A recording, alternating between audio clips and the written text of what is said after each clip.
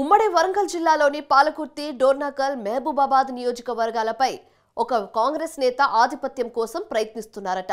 CM Revanth Reddy పేరు చెప్పి తన వర్గాన్ని పెంచి పోషించుకుంటున్నారట. దీంతో అక్కడి ఎమ్మెల్యేలు తీవ్రమైన ఆగ్రహంతో ఉన్నారట.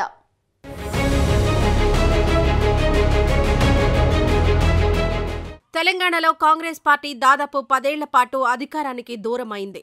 ఆనాడు పార్టీని అంటిపెట్టుకుని ఉన్న నాయకులు చాలా తక్కువ మందే ఉన్నారు.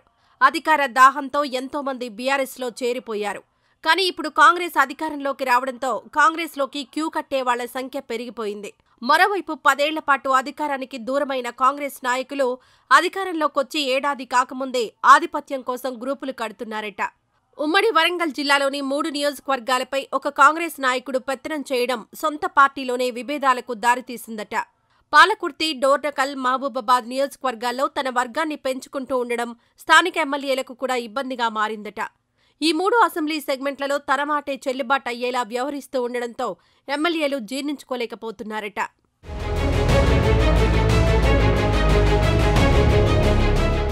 మహబూబాబాద్ జిల్లా పరిధిలోని కాంగ్రెస్ నాయకుడు సీఎం రేవంత్ రెడ్డికి అనుచరుడిగా ముద్రపడ్డారు. పార్టీలో కార్యదర్శి హోదాలో ఉన్న సదరు నాయకుడు ఆ జిల్లాలో 2వ పవర్ సెంటర్గా మారిపోయారట.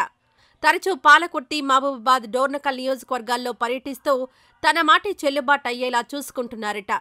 ఎమ్మెల్యేలను కూడా సైడ్ చేసి తానే కార్యక్రమాలు నిర్వహిస్తున్నారట.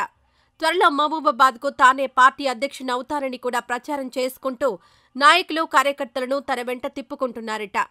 అతని తీరుతో విసిగిపోయిన కాంగ్రెస్ ఎమ్మెల్యేలు రాష్ట్ర నాయకత్వానికి ఫిర్యాదు చేశారట. ప్రభుత్వ సలహాదారు వేం నరేందర్ రెడ్డికి ఇప్పటికే సదరు నాయకుడి వ్యవహార శైలిపై ఫిర్యాదు చేశారట. అనవసరంగా ప్రభుత్వం కార్యక్రమాల్లో కూడా జోక్యం చేసుకుంటున్నారని, తమ నియోజకవర్గాల్లో పర్యటిస్తూ కార్యకర్తలను అయోమయానికి గురయ్యేలా చేస్తున్నారని కంప్లైంట్ ఇచ్చారట.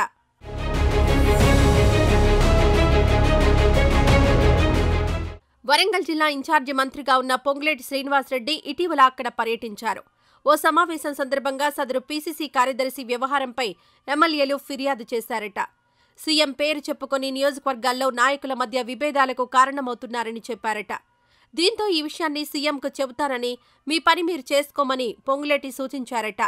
మరోవైపు సదరు నాయకుడి కారణంగా ఉమ్మడి వరంగల్ జిల్లా కాంగ్రెస్లో విభేదాలు కూడా పెరిగాయట. కాంగ్రెస్ నాయకుల మధ్య గొడవలకు కారణమవుతూ గ్రూప్ రాజకీయాలను ప్రోత్సహించేలా వ్యవహరిస్తున్న సదరు నేతపై ఇంటెలిజెన్స్ అధికారులు కూడా నివేదిక సిద్ధం చేసి పంపినట్లు తెలుస్తోంది. కాంగ్రెస్ పార్టీలో విభేదాలు నిజమేనని, సీనియర్ నాయకులు ఉనికి కోసం గ్రూపులు కడుతున్నారని సదరు నివేదికలో పేర్కొన్నారట.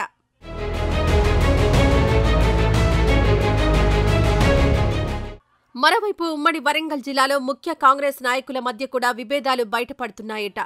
పైకి అందరూ కలిసి పనిచేస్తున్నట్లు కనబడుతున్నా అంతర్గతంగా మాత్రం విభేదాలు బగ్గుమంటున్నాయట.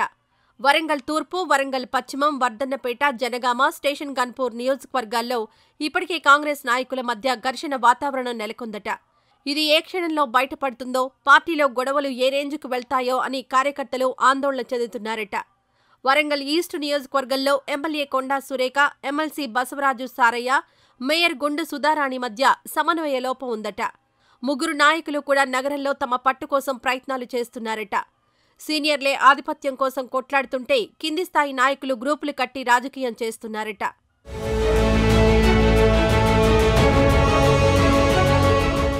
వరంగల్ వెస్ట్ నియోజకవర్గం ఎమ్మెల్యే నాయిని రాజేందర్ టికెట్ ఆశించి భంగపడిన జంగా రాఘవరెడ్డి మధ్య కూడా అభిప్రాయ భేదాలున్నాయట. ఇక్కడ ఎమ్మెల్యే, జంగా వర్గంగా కాంగ్రెస్ పార్టీ విడిపోయిందట. పార్టీ కార్యక్రమాల్లో ఈ విభజన స్పష్టంగా కనపడుతోందని కార్యకర్తలు అంటున్నారు. స్టేషన్ గన్పూర్లో కాంగ్రెస్ టికెట్పై పోటీ చేసి ఓడిపోయిన సింగాపురం ఇందిర వర్గం మొదటించి కడియం శ్రీహరి కాంగ్రెస్లో చేరడాన్ని వ్యతిరేకిస్తున్నారు. ఇప్పటికీ అక్కడ పాత, కొత్త కాంగ్రెస్ నాయకుల మధ్య సఖ్యత కుదరలేదంట. ఇరు వర్గాలు నిప్పు ఉప్పులా ఉంటున్నాయట. మరోవైపు వర్ధన్నపేటలో కూడా ఎమ్మెల్యే కేఆర్ నాగరాజు పట్టు కోసం ప్రయత్నాలు చేస్తున్నారట. అయితే టికెట్ ఆశించి భంగపడిన నమిండ్ల శ్రీనివాస్, పార్టీ జిల్లా అధ్యక్షురాలు ఎర్రబెల్లి స్వర్ణ మాత్రం ఎమ్మెల్యేకు సహకరించడం లేదంట. జనగామలో ఇప్పటికే కాంగ్రెస్ నాయకుల మధ్య గ్రూప్ తగాదాలు పోలీస్ స్టేషన్ వరకు వెళ్లాయి.